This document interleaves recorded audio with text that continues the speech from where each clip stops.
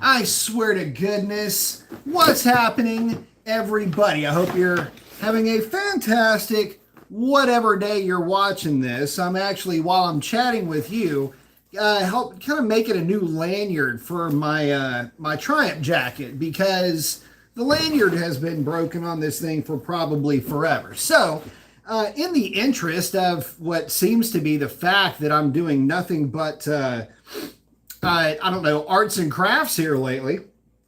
What with all of the body work that I've been doing to the bike and all this other stuff. So anyway, I wanted to touch base with you guys this evening.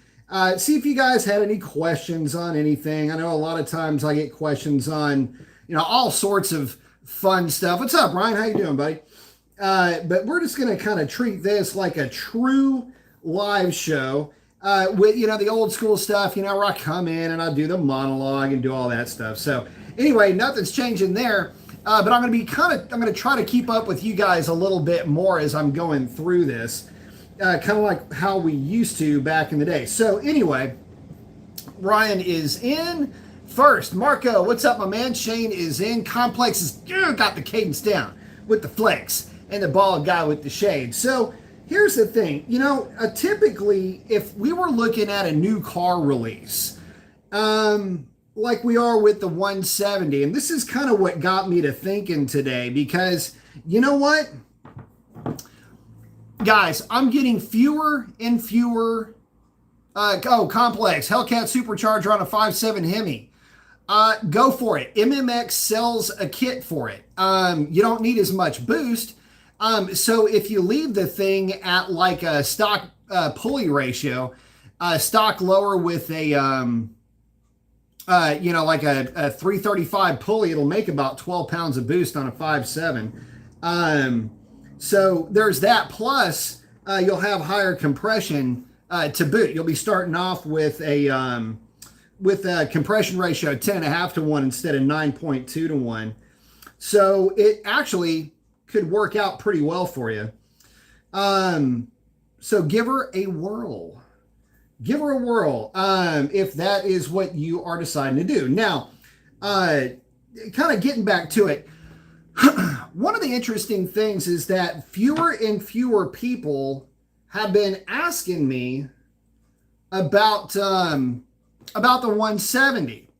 By the way, if you don't know what this is, you ain't old school enough. This is wax string.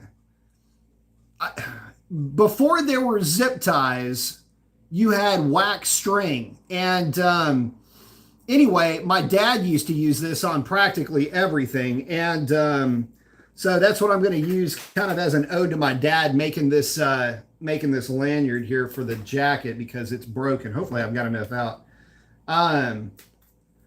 I don't even know where you would find this anymore. I'm pretty sure it's easy to find, but it's good stuff, killer stuff. Anyway, getting back to it. One of the things that I've noticed is that fewer and fewer people are asking about the 170. And I find that to be rather curious.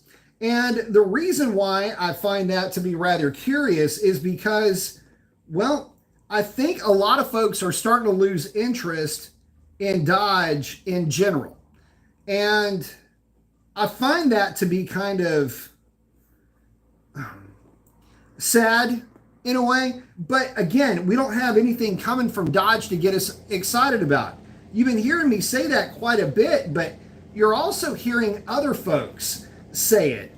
There's a lot of folks online that are saying the exact same thing that I am. So, I'll put it out there for you guys. What would you be interested in seeing? What would you be interested in looking at from Dodge or from any manufacturer at this point? Take Mopar out of this equation. What would you want to see if you were going to potentially be making a purchase yourself? What would you want to do? Would you want to do maybe a truck build? Would you want to do a car build? Would there be anything that at this stage of the game that would interest you? And I think that a lot of guys, just in general with builds and everything, I think a lot of guys are getting really kind of burned out on some of this. It's part of what I've been seeing of late. You've got racetracks that are closing down. You've got racetracks that are closing down seemingly daily. And you've got a car that's being introduced into the world that with the 170 that's really only going to be useful on a drag strip. And again, y'all have heard me say time and time and time again that, the second that the journos get their hands on that car, it's going to be pretty much game over. I mean, nobody is harder on Dodge, it seems like, than the journalists. And so, I'm just curious as far as how well, or if it's going to be received well at all, how this car is going to land when it comes to how well it's going to be received, once those guys start getting their hands on it. And that's kind of where the embarrassment really starts. I love all the cars that Dodge has made. There's not really anything that I don't like. Love the Scat Packs, love the RTs. I think Dodge has, realistically, I mean, if we're all being honest, Dodge has the most varied brand lineup that's out there. I mean, look at everything you can buy and be part of the club, so to speak. So, God, it's so difficult. It's so difficult to put in perspective for you guys just how well you've got it if you're wanting to be a Dodge guy. I mean, it's easy to be because you can buy an RT, or you can buy a Scatty, or you can buy a Hellcat if you want. I mean, if you can afford it. But I've been asking myself quite a bit for a while now, what am I going to get when the Hellcat's gone? And,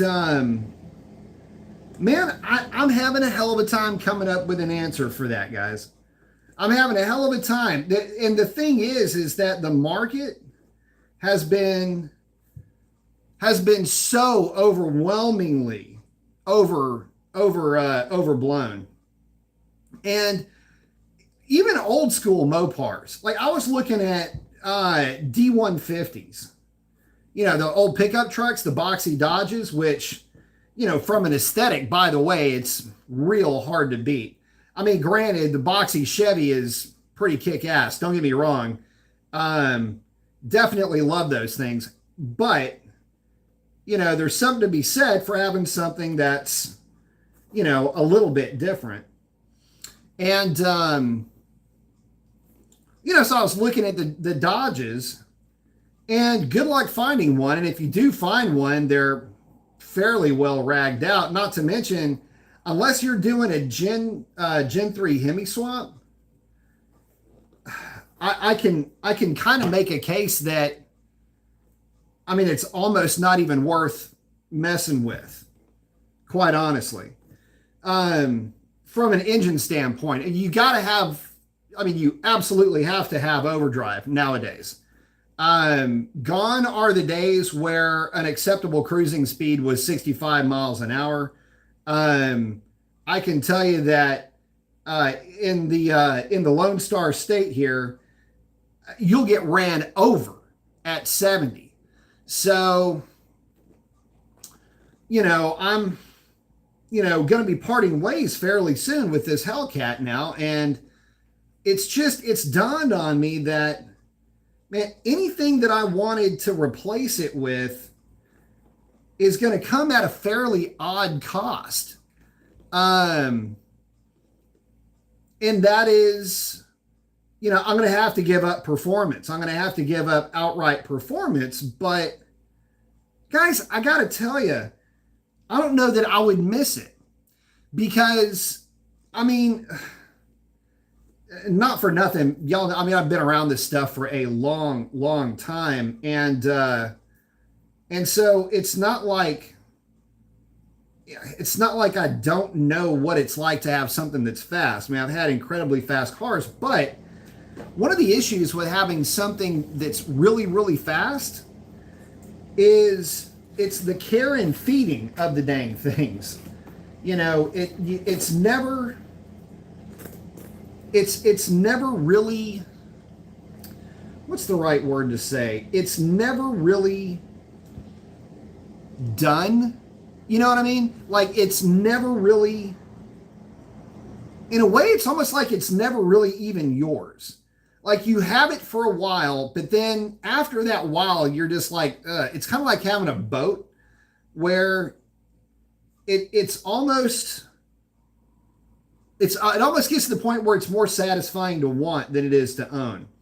Now, I know this sounds like a bunch of, I mean, I'm saying it and I can hear myself talking. It sounds like a bunch of whiny bullshit, and I get that. But I guess it's just me kind of filling you guys in as far if you're deciding you really want to go into the deep end with if you're deciding you're really wanting to go into the deep end with one of these types of vehicles, you need to know that there is a beginning of the chapter. Oh, this thing. But there can also be an end to it. And I think that Dodge is realistically rolling up on the end of their chapter. I just don't see anything coming from them at any point, anytime soon, that is going to be... I don't know that there's anything that's going to be really worth getting excited about. Now, you may agree with that or disagree with that statement, but think of it like this. What vehicle would they make that you would actually lay money down? And I don't mean like, a CUDA. I saw one of you guys was saying a CUDA popped up there. I'm not saying something like that. Describe to me the car that you would actually part ways with your money for.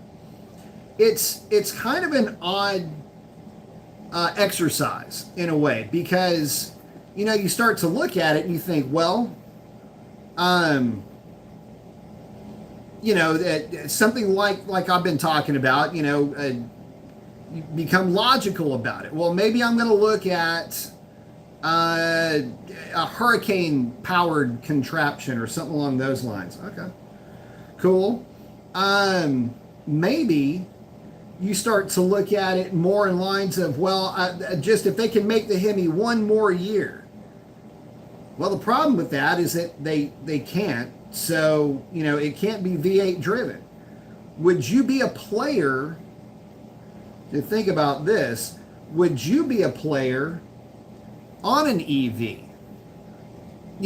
Would you be a player on a vehicle that is more or less sounding the death bell for the American hot rod as you know it? Do you have a problem with EVs in general? Like, is there an EV variant that you would want to buy? Treat this like you're telling Mopar a bit of a wish list, right? What exactly would you want? This is something that I've been pining over and pondering over, because, I don't know an answer to this. There are benefits, right, to EVs, but the benefits, well, to be honest with you, are basically the same benefits as throwing more boost at a V8 or, having, the 170 just in general. The problem with the 170, it's blessing is its curse, where, yeah, it makes a whole lot of power that you won't be able to use on the street.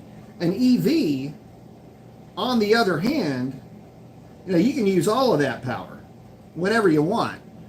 And presumably the traction control is all there, and it makes life, pretty sweet when you want to get out and show off with your buddies and give them a you know, a little bit of a holy shit kind of moment, you know, they're definitely there for that. No doubt about it. So, I guess you just have to ask yourself, does that matter to you? And I think a lot of guys at this stage of the game, a lot of people are just, they're kind of over it. And there's only so much of the, there's only so much of the marketing hype, headache, you know, there's only so much of that pain train that a lot of guys can stomach, you know. And I think a lot of folks are at their wits' end. And a lot of that has to do with the fact that Dodge just really hasn't done anything with the cars leading up to this. You know, it's turned into a, by the way, if you guys are wondering what I'm up to, it's just a little half-hitch lanyard for this zipper on this jacket. So it isn't supposed to look pretty, but I'm making it out of waxed string. So let's see if this will actually sit near the latch. Yeah, here we go. All right. But yeah, it's kind of crazy to think that, you know, we're at the end, so to speak. You know what I mean? Like, this is it. This is the end for Dodge. This is the end for Mopar.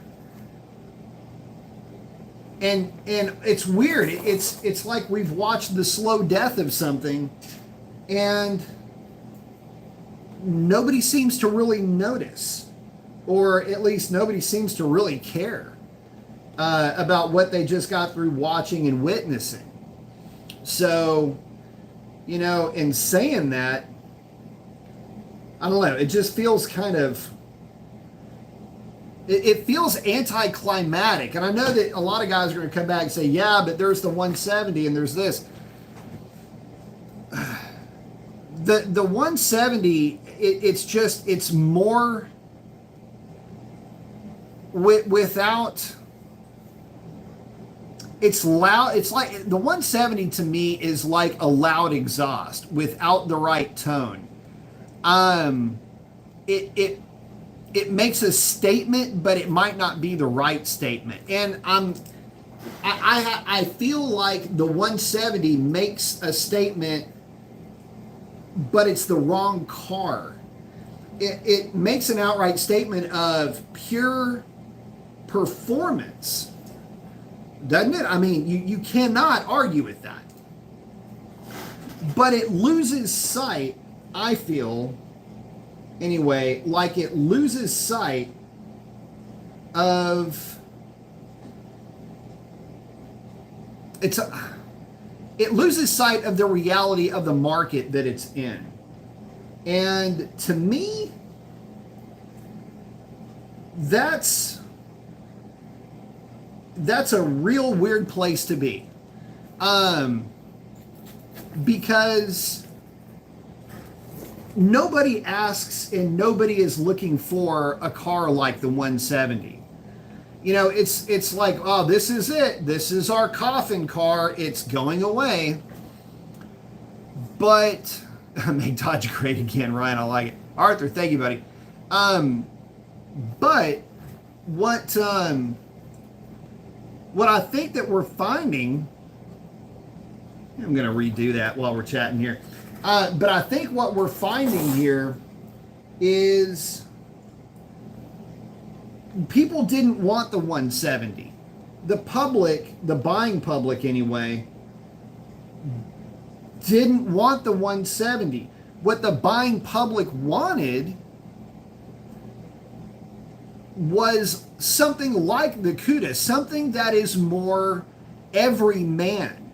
You know, that to me is really what everybody wanted to be released. And I'll take it a step further.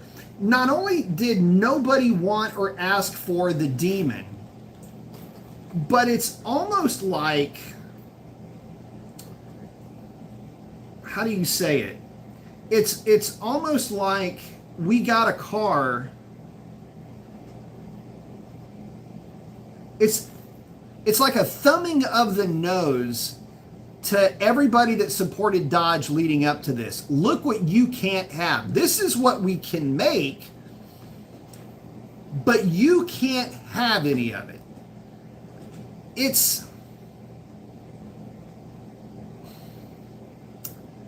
It just feels weird. You know, okay, all of that is fine. All of that's great. Ooh, wow, fast or whatever in certain circumstances, provided that it is on a prep, so all this other stuff. But it's not ever gonna have the same, it will never be cool. See, here's the thing. There's a big difference, and people don't realize this. Marketing people really don't get this. There's a massive difference between cool and fast. Let me give an example. What is cooler? A Lamborghini Superleggera or a 71 440 Cuda? 71 Hemi, or no, 440 Charger. See, here's the thing, that one of them is extremely fast, one of them is extremely headlines catching, one of them is extremely a lot of things, but it ain't cool. Let me ask you this, for my rollers out there, what's cooler? Bentley, I don't even know the name of them, pick one, or 69 Cadillac Coupe de Ville?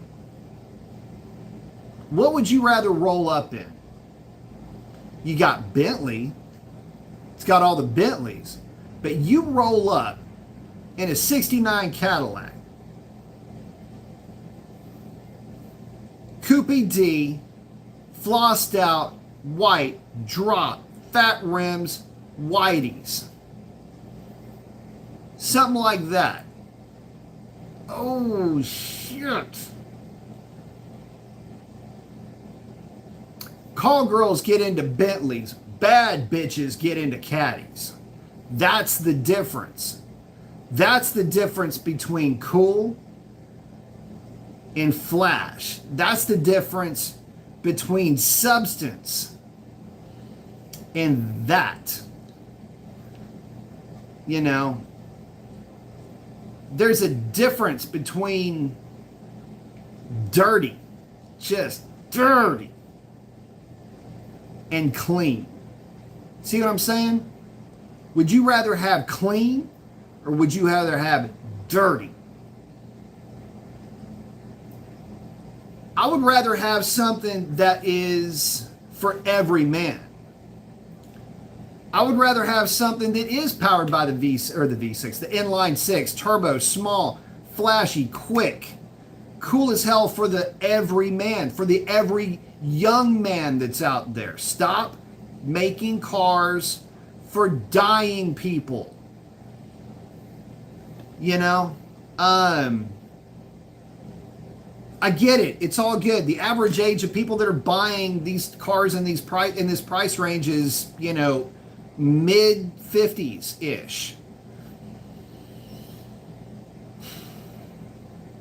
But we need to be making cars for guys that are going to start getting into the brand in their late 20s, early 30s, right when you start kind of climbing in and making some money. You figure yourself out. You got a place to stay. You got something cool. Got a little bit of extra scratch. Now you can spend some of it. Have something cool. Roll out with the boys. That's something that would be cool. So I guess, you know, for me, that's really the issue that I have, is that Dodge is just flaking out. with all of this. And it's a damn shame because Dodge is in a place, you know, especially if you want to start believing in all the marketing and everything else. I mean, Dodge ain't exactly in the cleanest of spots right now. You know, I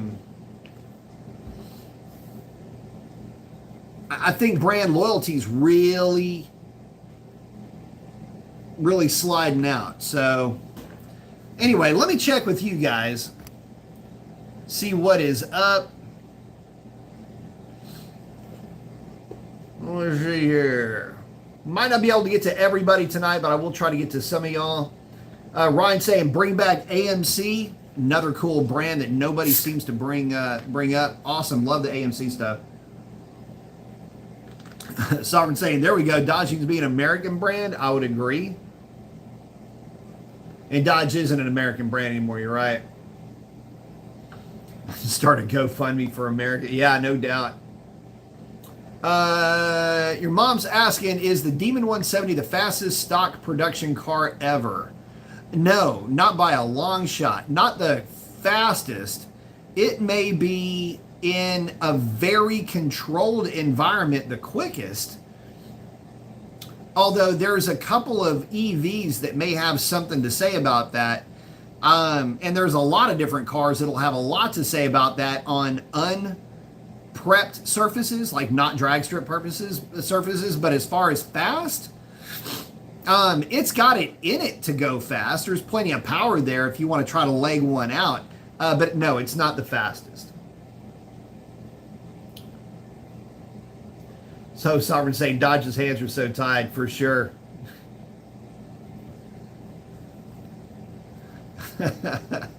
Make Dodge great again. I love it. Sovereign saying being owned by someone else sucks. That was Skids throwing that make Dodge great again. Arthur's saying 6-pack. You'd rather, yeah, 440 for sure. Sovereign saying don't care about the Lambo. Nope.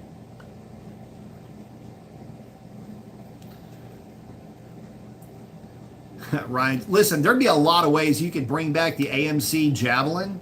And actually, fun fact, the Javelin with an inline 6 would be real appropriate. So that would be actually a really cool marketing play on that. I was saying, give me the 440. Ryan saying the CUDA for sure. Yeah, Sovereign for sure.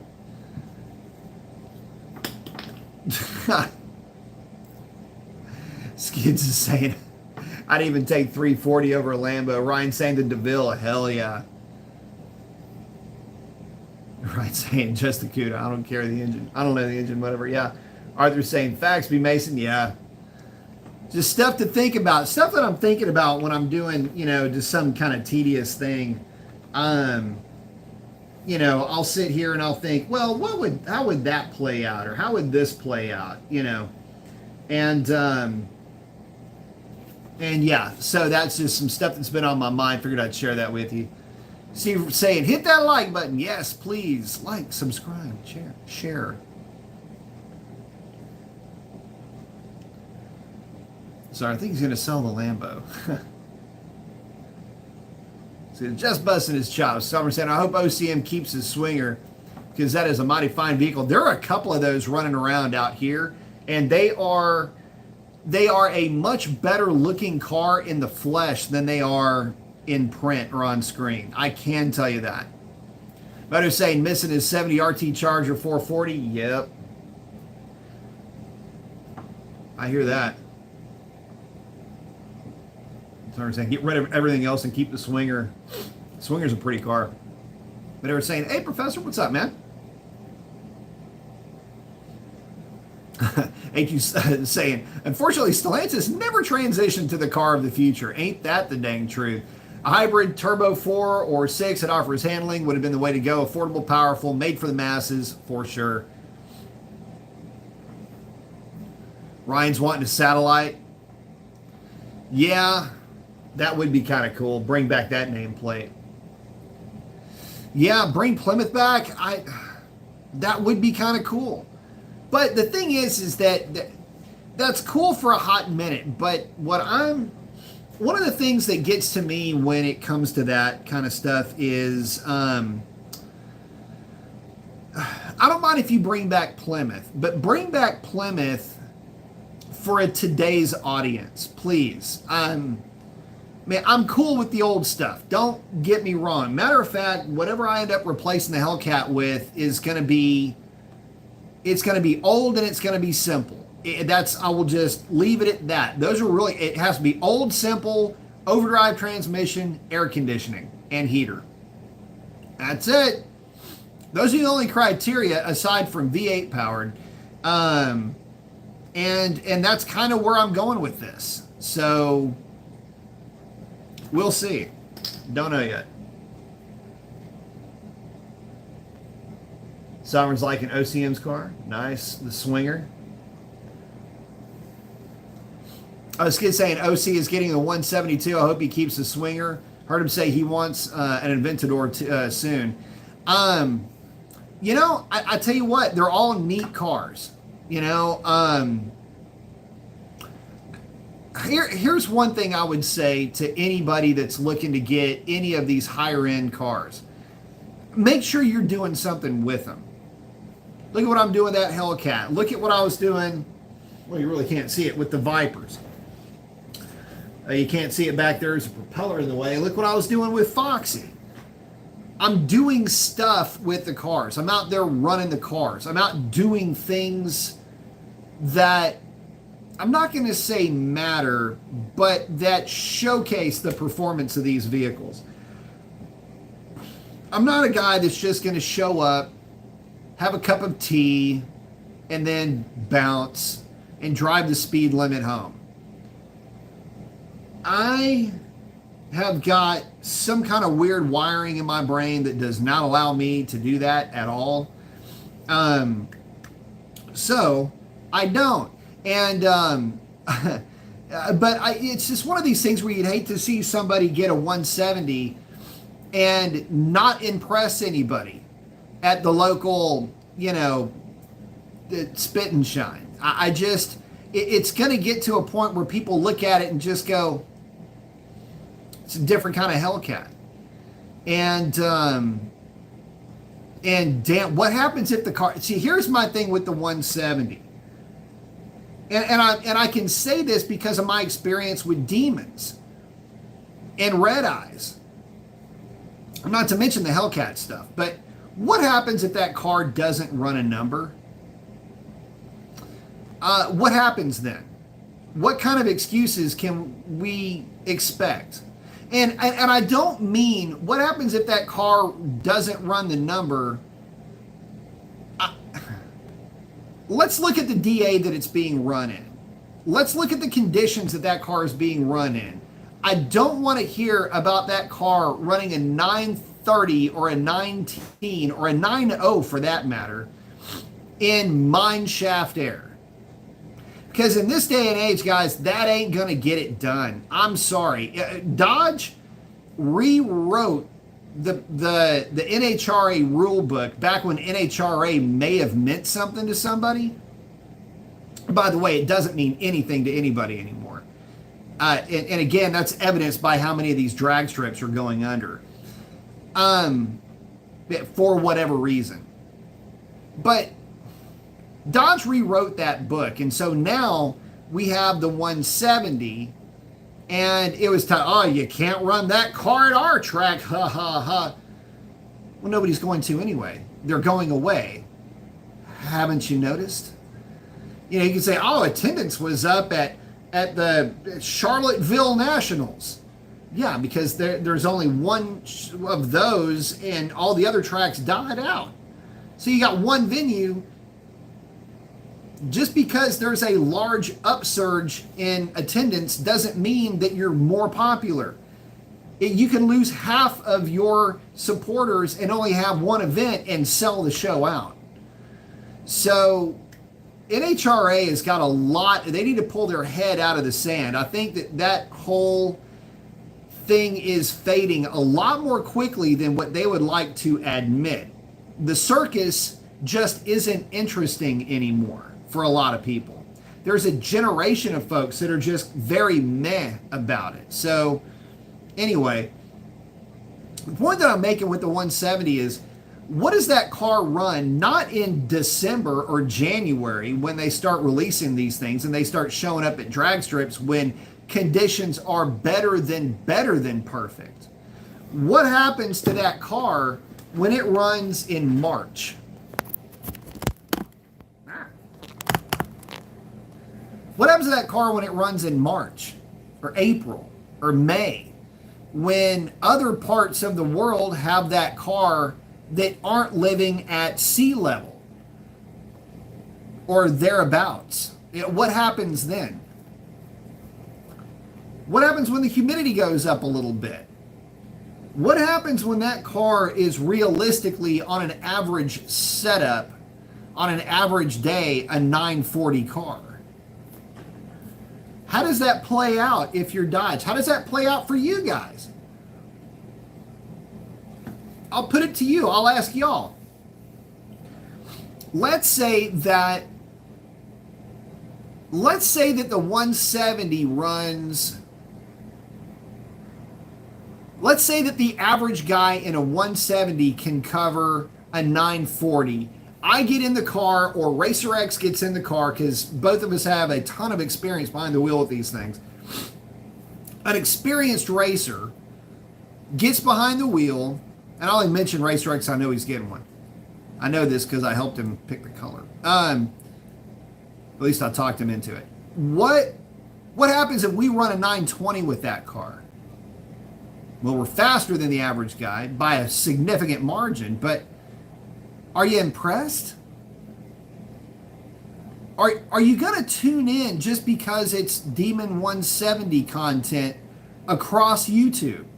Not just for your favorite guys. We always tune into those guys just because we like watching them. We like hearing what they have to say. But I would listen. I would watch those videos anyway. I don't need a 170 to become a subscriber. I'm already kind of there, and I'm already a long-term guy for some of these, or a long-term subscriber for some of these guys like Demonology and X and a few others.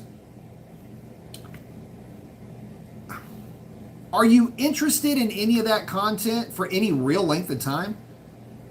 So I know that's a lot to unpack, but I feel like it's worth talking about.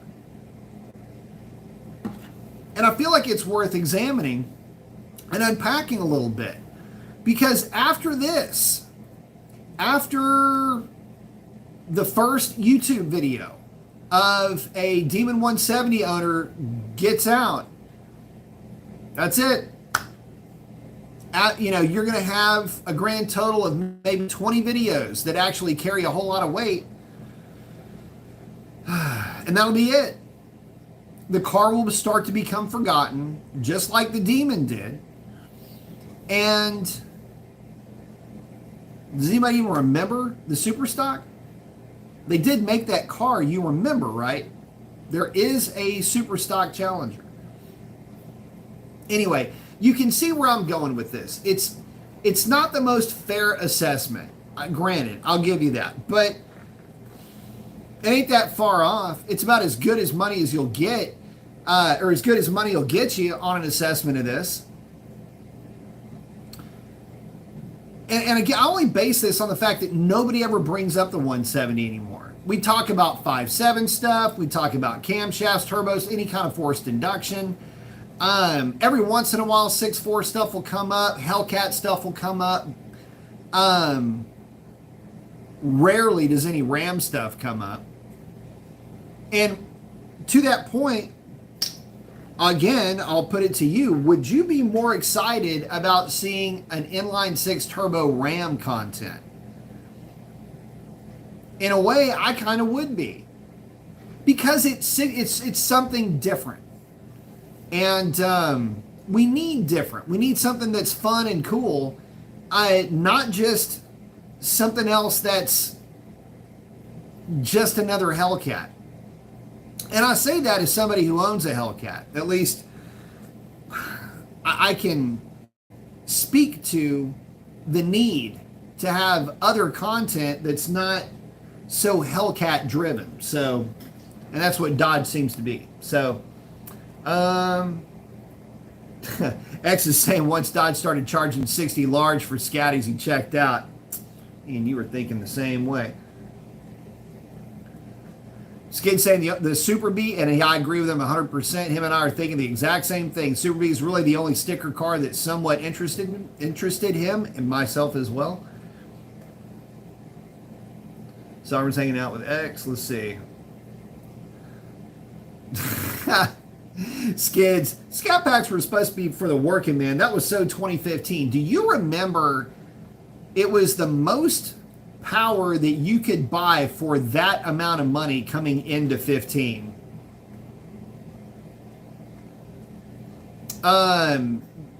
Jeep was bought by AMC Sovereign and then was acquired. Jeep was then acquired by AMC rather was acquired by Dodge. Your mom's asking, is Super B 1320 worth it or just get normal purple scat pack? It depends on how the Super B has all of the cool stuff that the 1320 has. So in that respect, I mean, if you like special editions, then yeah, but you can build your own car if you wanted to. So it all depends on what's important to you, if it's worth it.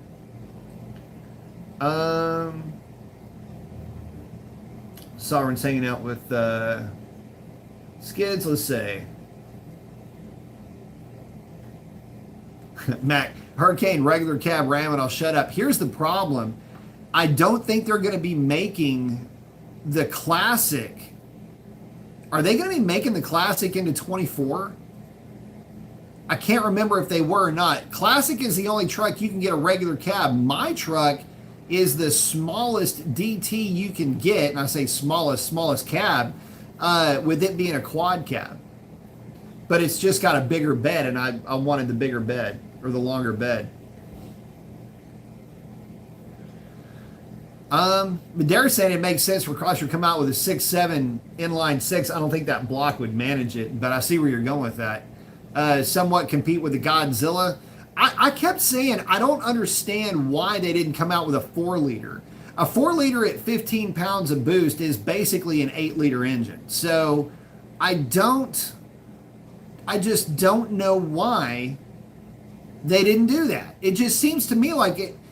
The problem for me, guys, is that this story, the Dodge dilemma, the story writes itself, doesn't it? I mean, like, what engine do you want? Well, what engine would do really well? What engine's done really well overseas? The Barra. Look at Ford. Just do what Ford does in this case, but hang a turbo off of it. You know, a 10-to-1 4-liter with a pair of turbochargers hanging off of it. You could accidentally make 450 horsepower with that thing with modern tech. So I see no downside, and it doesn't take any more power to drive down the highway with a 4-liter, 5-liter, 5.7. It really doesn't matter. You've got wind resistance, rolling resistance, everything else you're going to have to overcome anyway.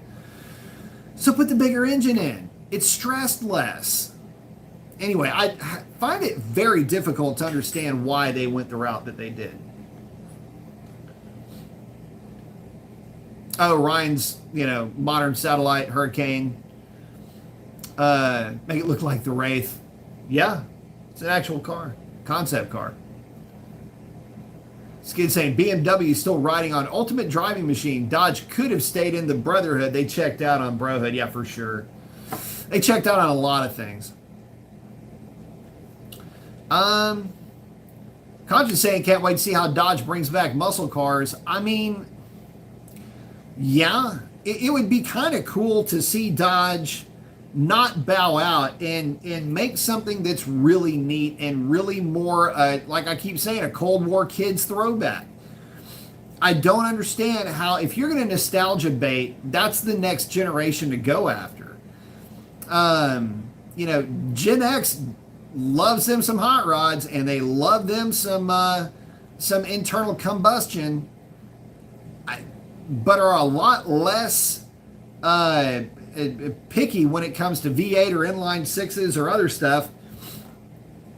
Make something cool. It's easy to do something and make something cool. I just don't understand why they seem to be so anti-do something cool. I don't get it. Sovereign saw a black demon today. Used to see him actually, but there's a guy here in town that drives his fairly often. Yeah, don't see him out very often at all. Cars and coffee. I mean, Mustangs and coffee, right? We'll have to see, Sovereign. I don't know where he's going to go with it. Rev bombing stains. So my wife and I were buzzing around the other day, and this girl had a straight piped X-pipe Mustang, and it couldn't have sounded worse. Like, if you were having a contest to see if you could make the worst sounding engine that had ever been engined, it was this car. It was bad. It was really bad. We'll see what he does with, Skids. Yeah, we'll see what he does with it.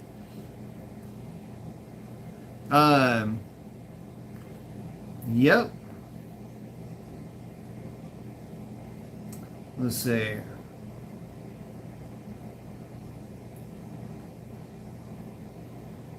We will see how everybody does with their 170s.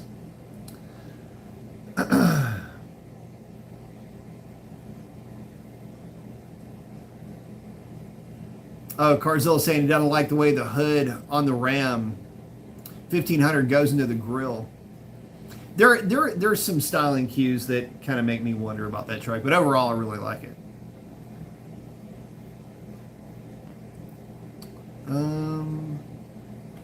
Who knows? Don't know, man.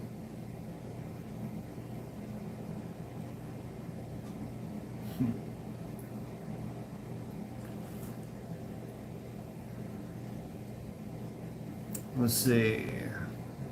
See if anybody has any questions here.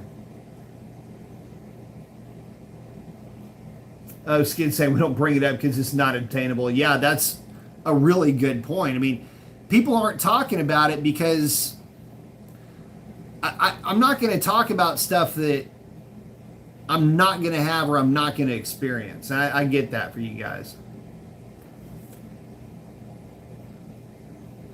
No, I'm saying you'd love to get a super stock. Yeah, I mean, they're good running cars. They are kind of the second coming of the Demon, the way I see it.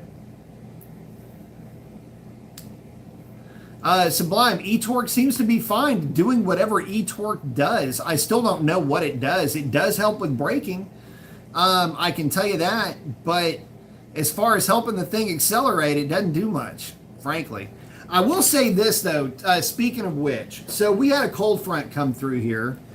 And I tried really hard to get you guys a number out of Stormy. Here's what I discovered. With the intake, the not tune really that's on that truck, if I'm being honest, got to remember I kind of detuned it a little bit under partial throttle. Actually, it's all back to stock now to deal with some bad fuel. I just never put the other partial throttle tune back in it. It doesn't matter, by the way. Doesn't run any different, if I'm being honest. Long story short, the truck would not hook up. Even with a full tank of gas and the spare tire in the back of the truck, I couldn't get into the throttle enough at any given time without lighting the tires up. Now, I will say this, it did still run in the 13s, so there's that, and the truck did still run over 100 miles an hour, so there's that. But I couldn't just roll into the throttle and let her rip. So this is a Scorpion helmet. These things are kind of cheap, and I got it specifically to scare the living shit out of myself, so when it fell off of my shelf for seemingly no reason, yeah, it's got a bunch of dead bugs on it. So anyway, I figured I'd bring that to you since it just came and visited us. But getting back to it, nice to see you, by the way. The cool thing about that truck though is that I wouldn't change anything about it. It's not going to cover a number unless I throw a street oriented tire on there. You got to remember, I'm still trying to do this with all terrain tires. Okay. So, there's that to consider. But again, it's running in the 13s, over 100 miles an hour, with me having to really be soft on it out of the hole. And it was funny because it would kind of hook up, and the second it crossed into wide open throttle, it would immediately start spinning the tires. It was actually kind of funny. So, nothing but good things to say. The truck's making great power, and it is a lot more fun to drive. Unless I put a sticky street tire on that thing, it's not going to go any quicker than what it's going right now. And I am perfectly fine with that because the driving experience trumps a number every single time. Sovereign's liking the 6.4. AMC was not. AMC Sovereign was the mother company of Jeep, and it was for the Jeep brand that Dodge bought AMC. Yeah.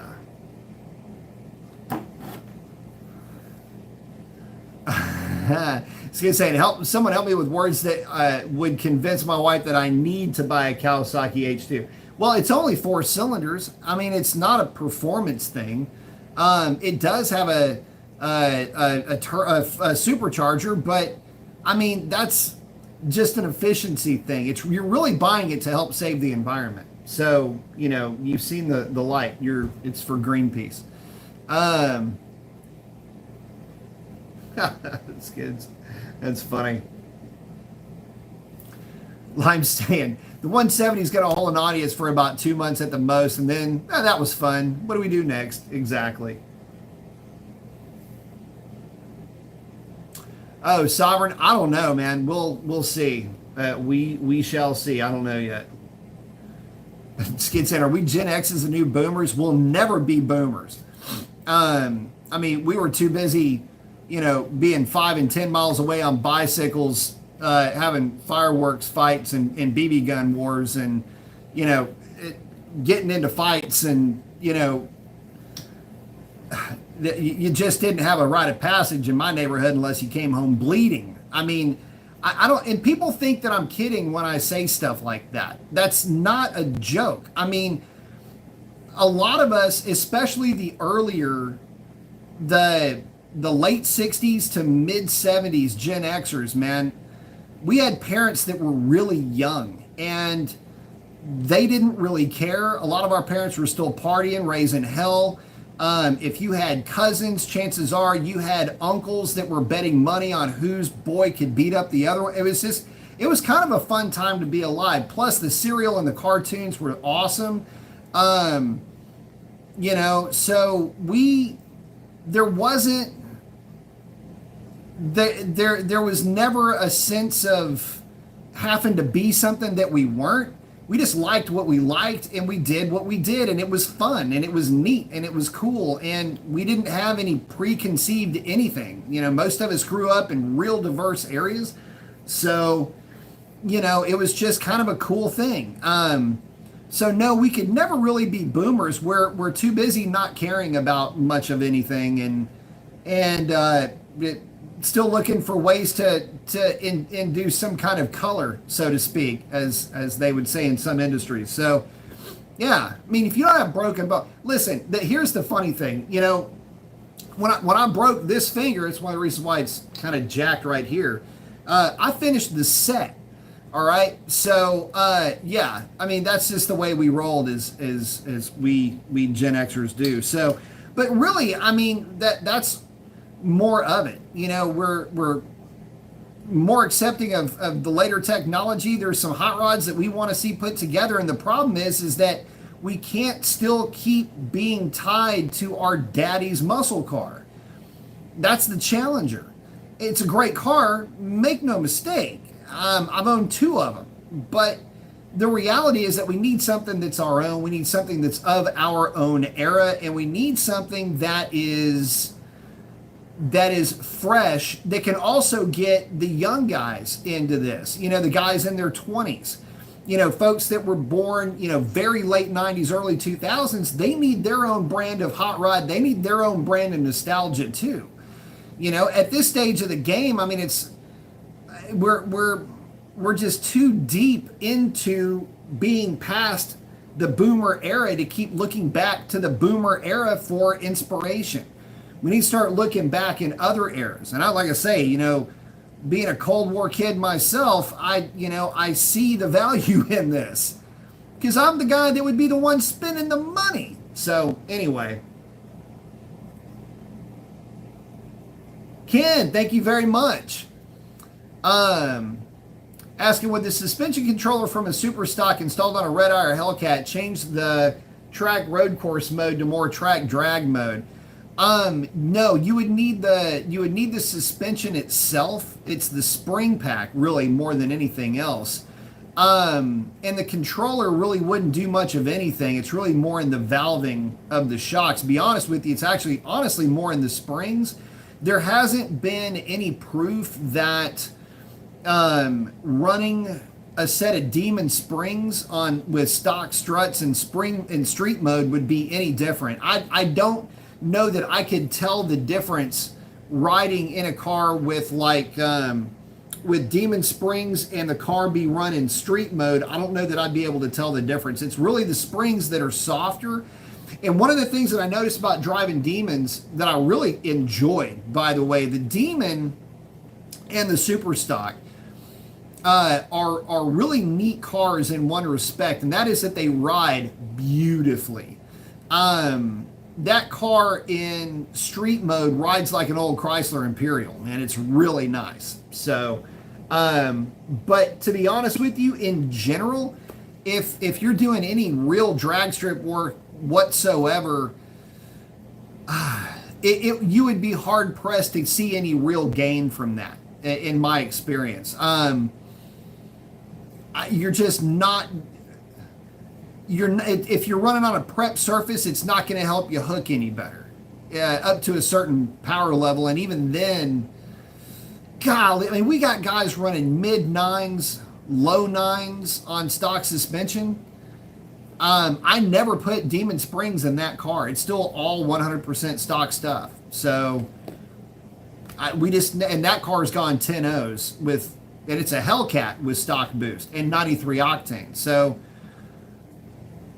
I don't know that you'd see much of a gain there, but it's really more in the springs.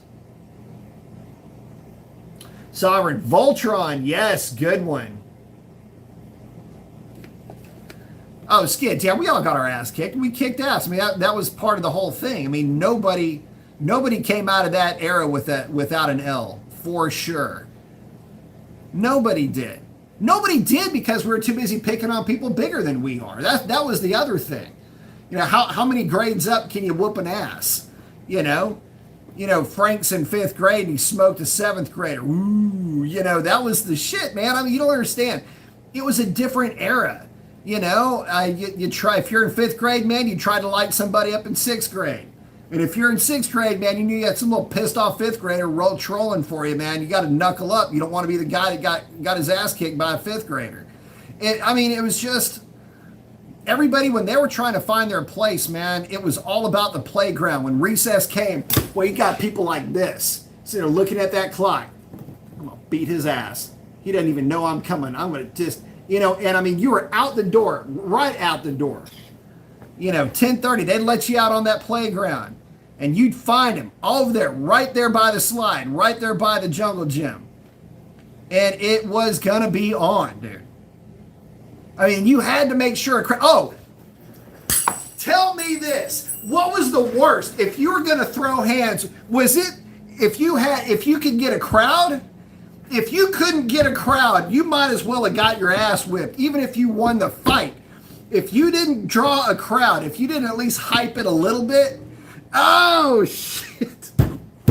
I remember these two guys were going to just tear each other's heads off, and nobody cared. It was like two dudes that nobody liked. Anyway, I don't even know what their beef was over, but they ended up scrapping kind of alone, and it wasn't even it was, anyway, I don't even, so yeah. Oh, and it was always, I mean, you could say it was always because of something, but at that age, I mean, you're trying to, it's like, you didn't dare not fight. I'll put it to you like this. You didn't dare not fight because God, if a girl, if any of the cuties, if they thought you weren't going to fight, oh, they wouldn't talk to you. They didn't like that. They didn't like that. And if you did get touched up, and one of the cuties kind of helped you out, said, oh, come here, well, let's get you. And she started doing that little thing. Oh, man. See, that's being a kid back then. You could do, that was just, but yeah, if you didn't have a crowd, like if nobody cared, like if it wasn't hyped up, and these are kids, we're at 5th, 6th, 7th grade, junior high shit, 8th grade. Didn't really mess with it a little bit in high school, but not as much. But yeah, as a kid, oh yeah. Oh, yeah, dude. God, but if you didn't draw the crowd, oh, man, that was a fate worse than death. You might as well not even throw. It's like, anyway, those were the days. Sorry.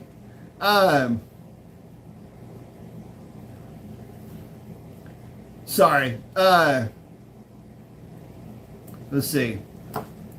Oh, Ken saying the Diablo suspension controller is absolutely garbage. Don't buy it. I would say, yeah, God, we've been so successful without it. We've been so successful without any gadgets or gizmos, guys. I don't want to, I'm never going to recommend a product that I don't use myself. And that there is one of them, my boys. Time is it? Coming up on 10:30. I'm got to have to wrap it up here pretty quick, guys. See, Skids is hanging out with Sovereign. Let's see. Retro Monty from the 80s. Yeah. G-body stuff's always cool.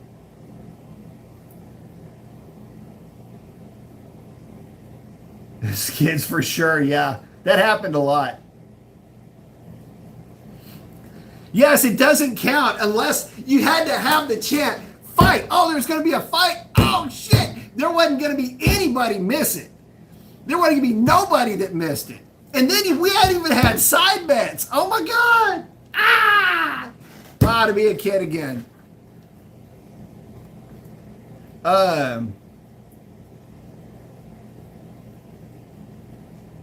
Sam's, I've been looking at the small SUVs. The 2.7 EcoBoost looks promising. Yeah, I mean, the new stuff's pretty nice. Rome, haven't seen any issues with the antennas ever, bud. Never, not once.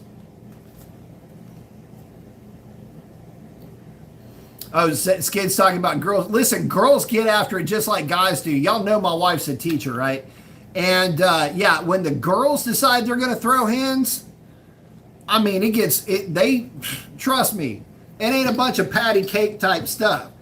Girls get in there and throw hands too. And you got to remember, when we were kids back then, that was the time where the girls were actually bigger than the boys because they go, they hit puberty faster than we do. And yeah, woo, we had a girl,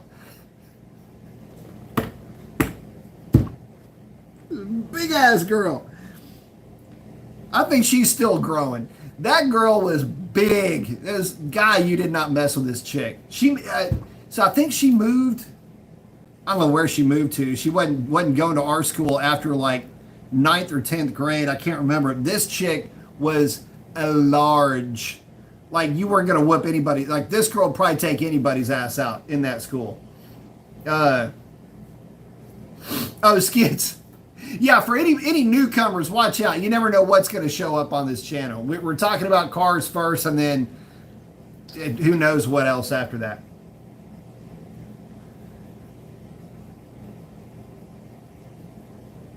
No, Sam's liking the low-tech suspension, yeah. Little Beavis and Butt, dude, the new Beavis and Butthead, if y'all haven't seen it, shit is funny. It is funny as hell. It's like he's able to, Mike Judge or whatever, he's able to get away with more, but the thing is that when he does older Beavis and Butthead, shit's awesome, dude. I love it. Anyway, definitely worth a laugh. Skids is loving tonight. Yeah, tonight's been a lot of fun. She was a blob? No, dude. She was built like a left tackle, dude. Seriously, this girl's built like a blindside tackle, and I don't know what her dad did for a living. I don't know what her mama did for a living. I don't know nothing about this girl, but I can tell you that did not want to. I don't know her. I'll put it to you like this: just after seeing what shot out of her mama, I wouldn't want to have nothing to do with her daddy, her mama, her uncle, her brother, her auntie. I don't give a damn who. Messing with anybody in that family, the end result is an ass whooping. I'm just basing that on size alone. This girl had a head that looked like a crawfish pot. I ain't kidding, dude.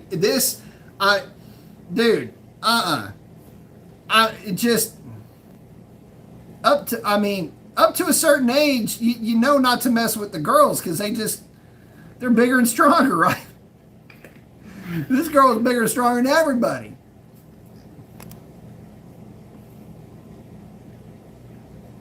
Mo-pounds for Mopars, yep. Oh, I just got a new Mopar banner. It's hanging up back on the other side of that wall. Sovereign's liking Beavis and Butthead, yep. This kid's first drink game watching TV was like watching B&B, yeah. Every time they giggle, you drink. So basically just chugging drinks while watching quality TV. Don't forget about the thumb rule. By the way, did she love to eat oats? I think she ate the things that ate the oats, bro. That's real talk. That was a big, big, big old girl. I mean, just Andrea the Giant. I don't know. She's a big ass girl. Anyway, guys, with that, I gotta wrap it up. Listen, I want to thank each and every one of you guys. I would not do this without you. Truly appreciate you guys hanging out with me. Listen, guys, get out there and do something cool for somebody. Chances are they need it way more than you know. Ken, thank you very much for the contribution, brother. I do appreciate it. But with that, guys, I got to wake up too early, so I got to bounce. Y'all have great. We'll catch y'all on the next one. That's right, idiots.